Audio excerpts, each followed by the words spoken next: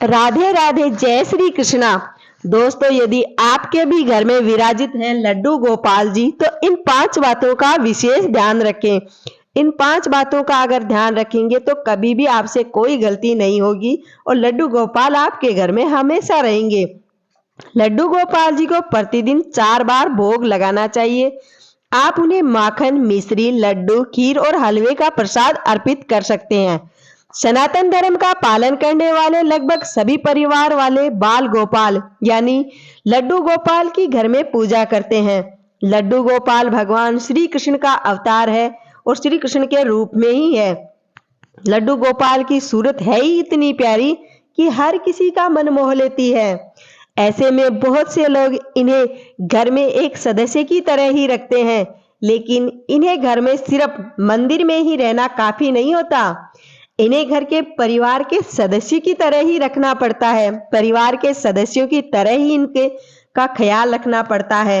यदि आप इनकी विशेष कृपा पाना चाहते हैं तो आज ही इन बातों को अमल करना शुरू कर दें, ताकि लड्डू गोपाल की कृपा दृष्टि आप पर हमेशा के लिए बनी रहे।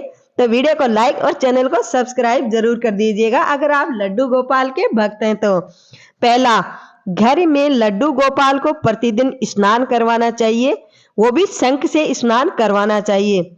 शंख से स्नान करवाना उचित माना गया है। लड्डू गोपाल को शंख में दूध, दही, गंगाजल और घी डालकर स्नान करवाना चाहिए।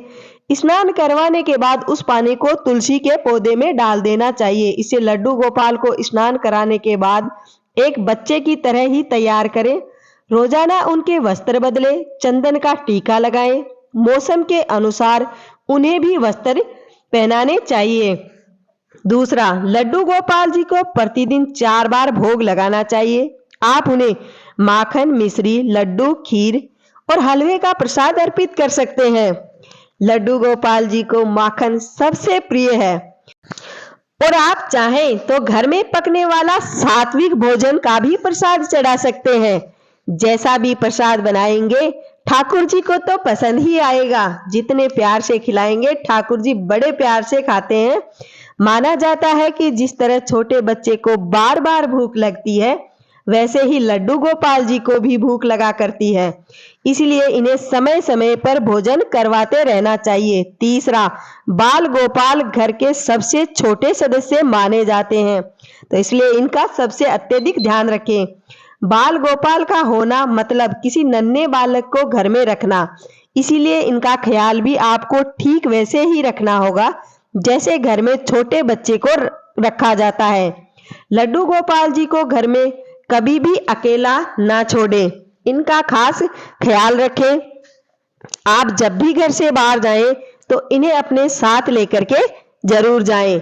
चौथा है, लड्डू गोपाल जी को जब भी भोग लगाएं तब उनकी आरती अवश्य करें। दिन में 4 बार लड्डू गोपाल की आरती करना अनिवार्य है। अगर आप घर में लड्डू गोपाल जी रखते हैं तो इन बातों का तो अवश्य ध्यान रखना ही होगा। पांचवा, आरती के बाद लड्डू गोपाल को अपने हाथों से भोग लगाए। इसके बाद लोरी गाते हुए झूला झुलाए। झूले में लगे पर्दे को बंद करना ना भूले।